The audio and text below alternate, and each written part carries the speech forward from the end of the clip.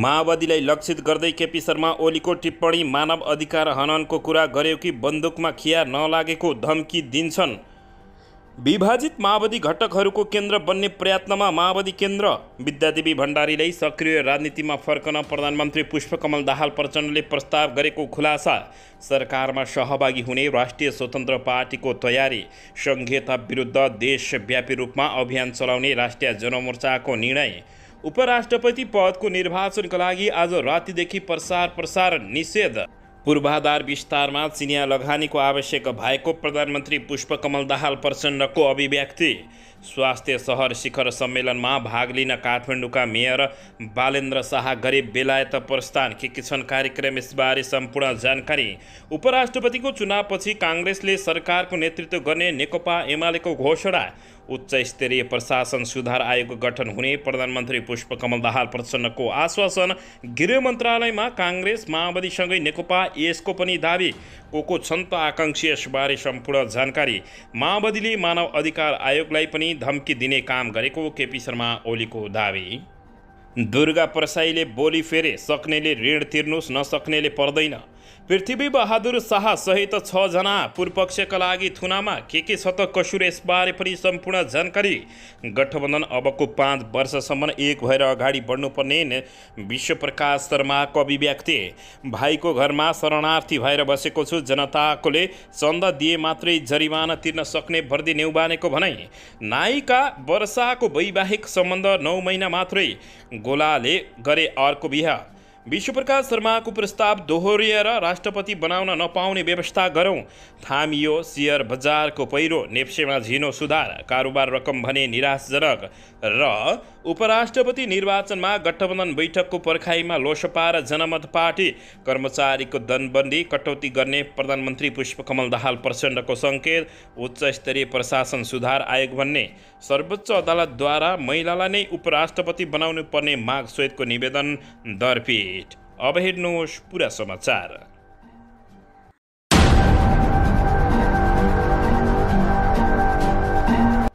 दर्शक महानुभावहरू नमस्कार। नेपाली न्युज टिभीको न्युज बुलेटिन खबरमा यहाँहरूलाई हार्दिक स्वागत छ।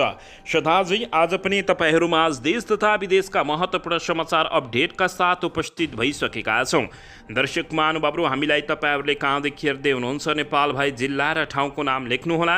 यदि विदेशमा हुनुहुन्छ भने आफू रहेको देशको नाम पनि लेख्न नभुल्नुहोला। र हाम्रो च्यानल नेपाली न्युज टिभीलाई अहिलेसम्म पनि सब्सक्राइब गर्नुभएको छैन भने सब्सक्राइब गर्नुहोला, साथै सँगै रहेको बेल आइकनलाई दबाउन पनि नभुल्नुहोला। आउनुहोस् दर्शक महानुभावहरू, आजको पहिलो तथा विशेष खबरतर्फ लागौँ।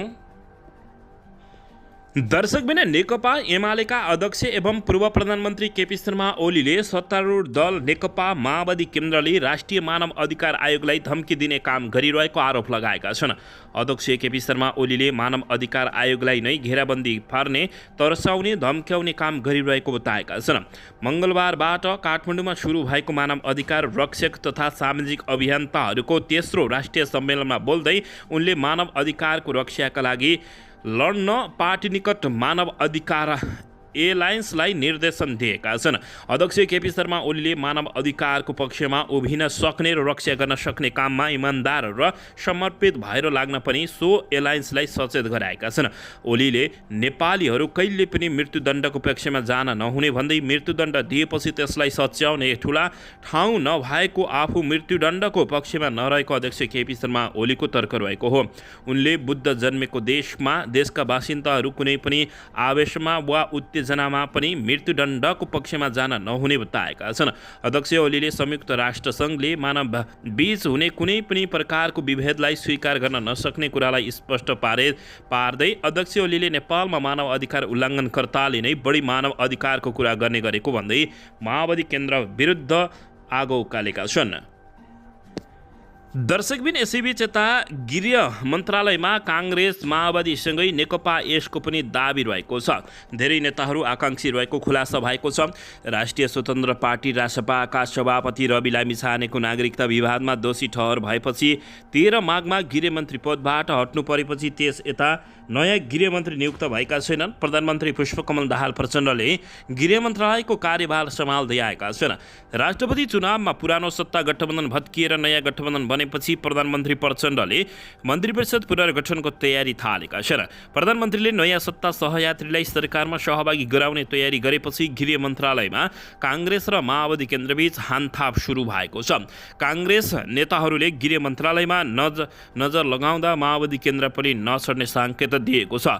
अर्थ मन्त्रालय र गृह मन्त्रालयमा भागभण्डा गर्ने दुई दलबीच छलफल भइरहेको छ।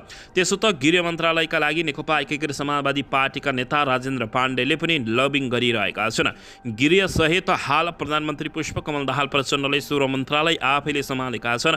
पछिल्लो सत्ता समीकरणमा भएको फेरबदलका कारण अधिकांश मन्त्रालय मन्त्री नै छैनन्। प्रधानमन्त्रीले आफै कार्यभार सम्हालिरहेका छन्। दर्शक महानुभावहरू, राष्ट्रपतिको चुनाव लगत्तै प्रधानमन्त्री प्रचण्डले मन्त्रीपरिषद विस्तार गर्ने अनुमान गरिएको छ। तर चुनाव सकिएको करिब 1 हप्ता बित्न लाग्दा पनि विस्तार गरिएको छैन। प्रधानमन्त्री पुष्पकमल दाहाल प्रचण्डले विश्वासको मत लिन ढिलाइ गर्दा मन्त्रीपरिषद विस्तार प्रक्रियामा ढिलाइ भएको काङ्ग्रेसका नेताहरूको भनाइरहेको छ। त्यसबाहेक माओवादी नेताहरूका अनुसार नेपाली काङ्ग्रेससँग मन्त्रालय भागभण्डाबारे प्रधानमन्त्रीले छलफल नगर्दा मन्त्रीपरिषद विस्तारले पूर्णतः पाउन नसकेको हो। माओवादीका एक नेताले भने काङ्ग्रेससँग मन्त्रीपरिषद विस्तारबारे खासै छलफल नै हुन सकेको छैन। पहिलो कुरा, प्रधानमन्त्रीज्यूले विश्वासको मत लिएपछि कुरा अगाडि बढ्छ होला। मन्त्रालयमा भागभण्डामा भने गृह मन्त्रालय नै सबै पार्टीको रोजाइमा पर्न थालेपछि सकस परेको जानकारी प्राप्त भएको छ। दर्शकबिन, माओवादी केन्द्रले सकेसम्म गृह मन्त्रालय आफैसँग राख्न खोजेको छ। हाल उपप्रधानमन्त्री तथा भौतिक पूर्वाधार मन्त्री रहेका माओवादीका वरिष्ठ उपाध्यक्ष नेता नारायण काजी श्रेष्ठले सो मन्त्रालय छोडेर भए पनि गृह मन्त्रालयमा आउन चाहिरहेका छन्।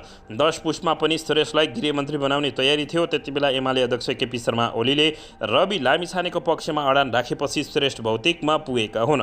तर माओवादी पार्टीभित्रै समेत गृह मन्त्रालय माओवादीले पाएका कसलाई पठाउने भन्ने विषयमा भने पेचिलो बनेको छ। गृह मन्त्रालय जान श्रेष्ठ इच्छुक देखिए पनि प्रधानमन्त्री प्रचण्डले सङ्केत दिइसकेका छैनन्। माओवादीबाट गृह मन्त्रीका लागि शक्ति बस्नेत पनि लबिङमा रहेका छन्। त्यसो त स्वास्थ्यले पनि दिए वर्षमान पुनः अनन्तको पनि गृह मन्त्रीमा दाबी हुने बताइएको छ। उपचारका लागि उनी चीनमै रहेका कारण तत्काल गृहमन्त्री हुने सम्भावना रहेको जानकारी प्राप्त भएको छ। दर्शकबिन, यसैबीच यता राष्ट्रिय जनमोर्चा पार्टीले संघीयता विरुद्ध देशव्यापी अभियान चलाउने घोषणा गरेको छ। बुटवलमा फागुन 27 गतेदेखि 28 गतेसम्म चलेको राष्ट्रिय परिषदको प्रथम बैठकले संघीयता विरुद्ध चैतमा अभियान चलाउने निर्णय गरेको हो। बैठकपछि अध्यक्ष चित्रबहादुर केसीले जारी गरेको विज्ञप्तिको नम्बर 5 नम्बर बुँदामा भनिएको छ, बैठकले सङ्घर्षका आगामी कार्यक्रम तय गरेको छ। संघीयता विरुद्ध यही चैत 10 गतेदेखि 15 गतेसम्म देशव्यापी अभियान चलाउने निर्णय गरेको छ।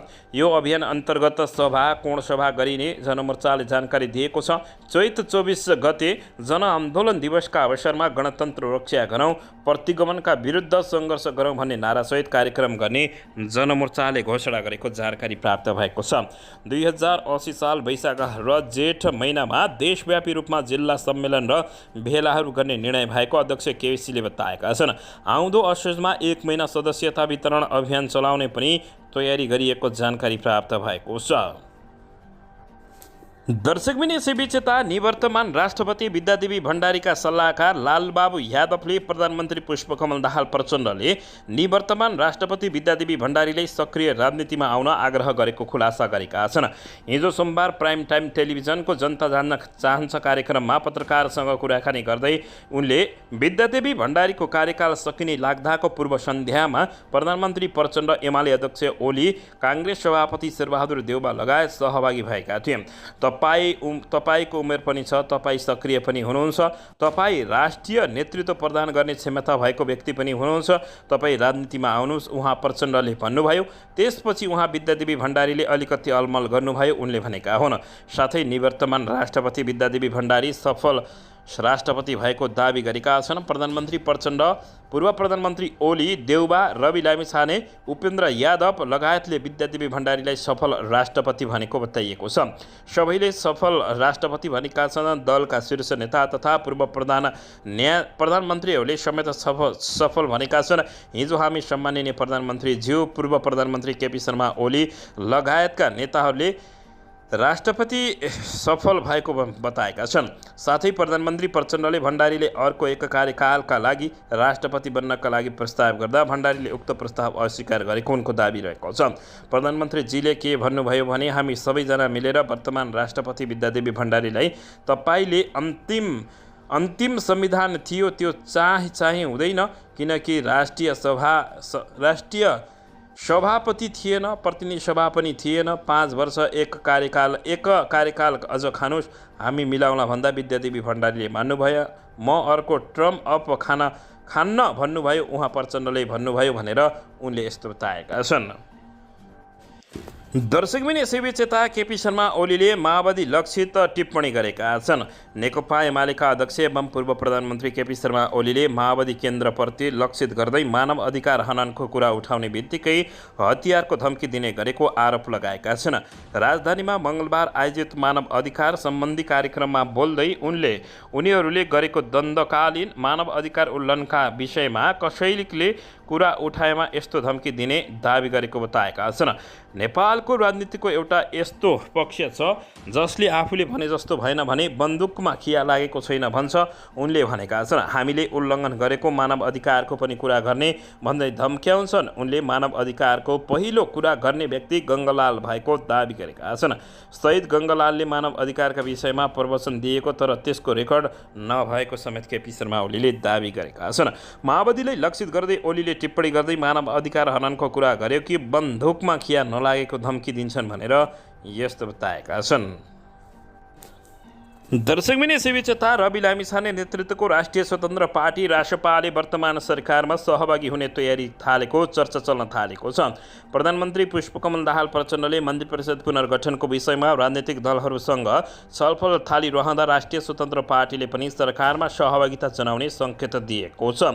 प्रधानमन्त्री पुष्पकमल दाहाल प्रचण्डले अनौपचारिक रूपमा दलहरूसँग मन्त्री परिषद र विश्वासको मत लिने विषयमा छलफल थालेको बताइएको छ। आगामी चैत 3 गते उपराष्ट्रपति निर्वाचन सम्पन्न भए लगत्तै प्रधानमन्त्री दाहालले विश्वासको मत लिन तथा मन्त्री परिषद पुनर्गठनका लागि छलफल थालेको बताएको छ। राष्ट्रपति निर्वाचनमा सहमति नजुटेपछि दाहाल नेतृत्वको सरकारबाट नेकपा एमाले तथा राष्ट्रिय प्रजातन्त्र पार्टी राप्रपा सरकारबाट बाहिरिएको थियो भने सभापति रवि लामिछाने नागरिकता विवादमा मुचिएपछि अर्को सर्वोच्च अदालतको आदेशसँगै राष्ट्रिय स्वतन्त्र पार्टी पनि यो सरकारबाट बाहिरिएको थियो। अहिले सरकारमा जनमत पार्टीका 1 मन्त्रीसहित 5 जना मन्त्री मात्रै छन् भने 1 जना राज्य मन्त्री रहेका छन्। रासपाका सभापति रवि लामिछाने नागरिकता विवादमा दोषी ठहर भएसँगै सरकारबाट बाहिरिएको राष्ट्रिय स्वतन्त्र पार्टीलाई सरकारमा सहभागी गराउने विषयमा छलफल भइरहेको प्रधानमन्त्री निकट स्रोतले जानकारी दिएको छ। सरकारबाट बाहिरिए पनि सरकारलाई दिएको समर्थन फिर्ता नलिएको राष्ट्रिय स्वतन्त्र पार्टीलाई प्रधानमन्त्री दाहालले समेत विभिन्न भेटमा सरकारमा सहभागी हुन आग्रह गरेको बुझिएको छ। राष्ट्रिय स्वतन्त्र पार्टीले पनि सरकारमा सहभागी हुन आफूले मागेको मन्त्रालय दिनुपर्ने प्रतिक्रिया दिएको बालुवाटार स्रोतले पुष्टि गरेको छ। सरकार बाहिर रहेको राष्ट्रिय स्वतन्त्र पार्टीले राष्ट्रपति निर्वाचनमा समेत सत्ता गठबन्धनकै उम्मेद्वारलाई मत दिएको थियो। उपराष्ट्रपति निर्वाचनमा पनि रासपाले गठबन्धनकै उम्मेद्वारलाई सहयोग गर्ने निश्चित नै देखिएको छ। यद्यपि रासपाले अहिले नै सरकारमा सहभागिता नजनाउने सङ्केत देखाएको छ।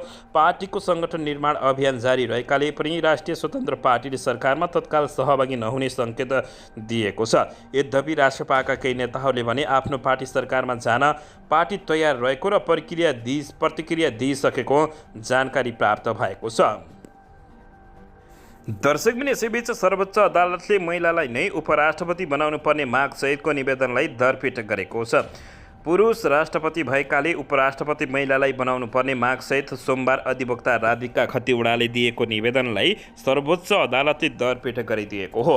3 चैतमा हुने उपराष्ट्रपति पदको निर्वाचनका लागि रामसाय प्रसाद यादव सहितको उम्मेदवारी निर्वाचन आयोगले कायम गरेको छ।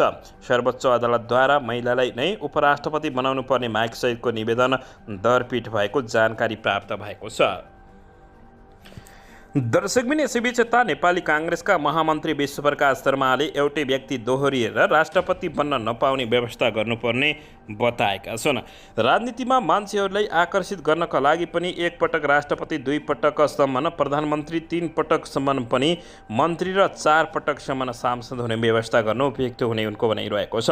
नेपाल ट्रेड युनियन काङ्ग्रेसको मङ्गलबारदेखि काठमाडौँमा सुरु भएको नीति सम्मेलनमा बोल्दै महामन्त्री विश्वप्रकाश शर्माले राष्ट्रपति पदमा एउटै व्यक्तिले दोहोऱ्याएर शपथ ग्रहण गर्न नपाउने व्यवस्था भएको भए अहिलेसम्म देशले 5 राष्ट्रपति पाइसकेको हुने समेत स्मरण गराएका छन्। उनले सांसद मन्त्री भइसकेकाहरूले देशको आर्थिक रूपान्तरणको काममा योगदान दिन सक्ने व्यवस्था नीतिगत रूपमै भए त्यो झनै राम्रो हुने धारणा समेत राखेको बताइएको छ। महामन्त्री शर्माले भने एक पटक एउटा मान्छे राष्ट्रपति बन्ने दोहोऱ्याएर शपथ ग्रहण गर्न नपाउने भए अहिले रामचन्द्र पौडेलको शपथ ग्रहण गर्दै गर्दा देशले 5औं राष्ट्रपतिको पाइसकेको हुन्थ्यो। डाक्टर रामवरण यादवले 2 पटक, विद्यादेवी भण्डारीले 2 पटक शपथ ग्रहण गर्नुभयो। राजनीतिमा रूपान्तरणभन्दा कतिखेर मान्छे आकर्षित हुन्छन् भन्ने एउटा मान्छे एकचोटि राष्ट्रपति बनोस्, 2 पटक प्रधानमन्त्रीको शपथ ग्रहण गरोस्, 3 पटक मन्त्री हुँदै गर्दा आफ्नो सम्पूर्ण योग्यता देखाओस्, 4 पटकसम्म सांसद बनोस्, 5औं पटक उसले आर्थिक रूपान्तरणको काममा हात लगाओस्, उनले बताएका छन्। कार्यक्रममा बोल्दै महामन्त्री शर्माले भ्यू टावर बनाउने कुरा, एकै पटक धेरै अन्तर्राष्ट्रिय विमानस्थान बनाउने कुरा देशका लागि आर्थिक बोझको विषय भएको भन्दै असन्तुष्टि व्यक्त गरेका छन्। उनले देशलाई प्रतिफल दिन सक्ने आयोजनाहरूको छनौट गरी त्यसलाई अघि बढाउने गरी नीतिगत व्यवस्था गर्न जरुरी रहेको पनि बताएका छन्। महामन्त्री शर्माले राष्ट्रिय उत्पादन वृद्धि गर्ने काममा तीव्रता दिने गरी सरकारले काम गर्नुपर्ने बताउँदै उनले नयाँ पुस्तालाई वितृष्ट हुने गरी रेलमार्गका आयोजनाहरूको छनौट गर्न नहुने पनि पटक पटक दोहोऱ्याएका छन्। महामन्त्री शर्माले राजनीतिक नागरिकको आर्थिक रूपान्तरणमा योगदान दिने कुरामा केन्द्रित हुनुपर्ने स्पष्ट पारेको जानकारी प्राप्त भएको छ। दर्शकबिन यसैबीच यता पूर्व मन्त्री बद्री नेउपानेले विशेष अदालतको फैसला पूर्वाग्रही रहेको आरोप लगाएका छन्। मङ्गलबार काठमाडौँमा पत्रकार सम्मेलन गरी पूर्व मन्त्री नेउपानेले राजनीति सिद्धाउन बाह्य र भित्री शक्ति मिलेर पूर्वाग्रही फैलाएको बताएका छन्। भुर्किटी मण्डप फन पार्कको जग्गा भाडामा दिँदा भ्रष्टाचार गरेको अभियोगमा विशेष अदालतबाट 9 वर्ष 6 महिना कैद सजाय सुनाएका पूर्व मन्त्री नेउपानेले अख्तियार दुरुपयोग अनुसन्धान आयोगले पूर्वाग्रहका साथ मुद्दा लगाएका कारण नै एकै व्यक्तिलाई 3 वटा सजायसँगै बिगो 20 करोड जरिमाना, 9 वर्ष 6 महिना कैद सहित पूर्वाग्रही ढङ्गले आएको बताएका छन्। समाज कल्याण परिषदले कार्य समितिबाट निर्णय गरेर जग्गा भाडामा लगाउने भएको भए पनि आफूले कुल बोर्डको बैठक राखेको र मन्त्री परिषदमा समेत प्रस्ताव लगेको उनले दाबी गरेका छन्। पूर्व मन्त्री नेउपानेले भाडामा लगाउने निर्णय गर्ने प्रक्रियामा सहभागी 5 जना उपसचिवलाई सफाई दिएको तर आफूलाई 9 वर्ष 6 महिना कैदको फैसला गर्नु पूर्ण रूपमा पूर्वाग्रही भएको जिकिर गरेका छन्। नेउपानेले आफ्नो देशभर कतै जग्गा नरहेको र बैंक ब्यालेन्स पनि नरहेकाले आफूले अदालतको जरिमाना तिर्न नसक्ने बताएका छन्। उनले आफूमाथि लागेका 3 सजाय निराधार र तथ्यहीन भएको बताउँदै विशेष अदालतले मलाई न्याय दिन्छ भन्ने लागेको थियो। उनले निकै भक्कानिँदै यस्तो बताएका छन्। दर्शकबिन यसैबीच यता दुर्ग प्रसाईले बोली फेरेका छन्। नागरिक बचाउ अभियान र बैंक तथा लघु वित्तीय पीडितलाई सडकमा उतार्ने आन्दोलनको नेतृत्व गरिरहेका व्यवसायी दुर्ग प्रसाईले आफ्नै बोली सच्याएका छन्। राष्ट्र, राष्ट्रियता, धर्म, सांस्कृतिक र नागरिक बचाउ अभियानका संयोजक दुर्ग प्रसाईले ऋण तिर्न नसक्नेहरूका लागि आफूहरू आन्दोलित भएको तर सक्ने हैसियत भएकाले ऋण तिर्नुपर्ने बताएका छन्। यसअघि उनले बैंक तथा लघु वित्तको 20 लाखसम्मको ऋण मिनाहा हुनुपर्ने र घरमै आएर तनाव दिने लघु वित्त कर्मचारीले कालोमसे दलिनुपर्ने उत्तेजक अभिव्यक्ति दिँदै आएका थिए। मङ्गलबार काठमाडौँमा पत्रकार सम्मेलन गर्दै दुर्ग प्रसाईले आफूले ऋण तिर्नु पर्दैन भनेर नभनेको समेत जिकिर गरेका छन्। संघीयता खारेजी र राष्ट्रस्था पुनर्स्थापनाको समेत अभियान चलाएका दुर्गा प्रसाईले तिर्न सक्नेले ऋण तिर्नुपर्ने र नसक्नेका लागि सरकारले ऋण मिनाहा गरिदिनुपर्ने बताएका छन्। उनले चर्को ब्याज दरमा ऋण तिर्न सक्नेहरूलाई तिर्न पनि आग्रह गरेका छन्। दर्शकबिन यसैबीच यता अमेरिकाबाट अवैध 40 करोड रुपियाँ भित्राउन लागि परिरहेका पृथ्वी बहादुर शाही सहित 6 जनालाई पूर्वपक्षका लागि थुनामा पठाउन अदालतले आदेश दिएको छ। जिल्ला अदालत काठमाडौँले शाहीसहित 6 जनालाई पूर्वपक्षका लागि थुनामा पठाउने आदेश दिएको हो। अदालतको आदेशपछि सोमबार पृथ्वी सहित उनका भाइ विजय विक्रम शाह, सहयोगी अनुप खड्का, चक्रबहादुर खत्री, रुक्माङ्गत काफ्ले र रङ्गबहादुर साउद पूर्वपक्षका लागि कारागार चलान भएका छन्। प्रकरणमा संलग्न 13 जना भने अझै फरार रहेका छन्। फरार रहेकामा आछाम देवेन्द्र ढुङ्गाना रहेका लगायत 13 जना रहेका छन्। दर्शक महानुभावहरू, अमेरिकी नागरिक ठगिएको जिरी नेपाल स्थित अमेरिकी दूतावासले नै जानकारी गराएपछि पृथ्वी बहादुर शाही सहितका 7 जनालाई पक्राउ गरी अनुसन्धान गरिएको जानकारी प्राप्त भएको छ। पृथ्वी बहादुर शाहीले ठगी गर्नकै लागि 24 वटा भन्दा बढी धेरै कम्पनी खोलेको पाइएको शाह र उनको समूहमा रहेका 19 जना विरुद्ध 4 वटा मुद्दा चलाउनु पर्ने लगायतको प्रतिवेदन सिआइबीले बुझाएको थियो। प्रतिवेदन सहित रिमोट एक्सेसबाट पीडितहरूको डिभाइस मार्फत बैंक एकाउन्टमा पहुँच पुर्याउने र मौजुदा रकम नेपाल र थाइल्यान्डमा दर्शकबिन यसैबीच यता प्रधानमन्त्री पुष्पकमल दाहाल प्रचण्डले प्रशासनिक क्षेत्रमा देखिएका समस्याहरू सम्बोधनका लागि उच्चस्तरीय प्रशासन सुधार आयोग गठन गरिने बताएका छन्। प्रधानमन्त्री तथा मन्त्रिपरिषदको कार्यालय मातहतका कार्यालयहरूको दोस्रो त्रैमासिक समीक्षा तथा मन्त्रालय स्तरीयबाट विकासका समस्या समाधान समितिको बैठकलाई सम्बोधन गर्दै उनले प्रधानमन्त्रीकै नेतृत्वमा उच्चस्तरीय प्रशासन सुधार आयोग गठन गरिने बताएका हुन्। प्रशासनिक क्षेत्रमा विद्यमान समस्या समाधानका निमित्त सरकारले गम्भीर पहल गर्ने तयारी गरेको छ। यसको समाधानमा हामीले विलम्बन गर्नु हुँदैन, प्रधानमन्त्रीले भनेका छन्। कर्मचारी, प्रशासन र जनअपेक्षा बीच ठूलो खाडल छ। बदलिलो परिस्थिति, लोकतान्त्रिक प्रणाली र जनअपेक्षा सम्बोधन गर्ने गरी आयोग गठनको तयारी गरिएको छ। केही समयभित्रै आयोग बन्छ। त्यसको नेतृत्व प्रधानमन्त्रीले नै गर्ने गरी व्यवस्था गर्न खोजिएको छ। आयोगमा विज्ञहरू रहने व्यवस्था गरिने उनले बताएका छन्। यस्तै बैठकलाई सम्बोधन गर्दै प्रधानमन्त्री प्रचण्डले कर्मचारी प्रशासनमा ओभर स्टाफिङ कटौती गरिने बताएका छन्।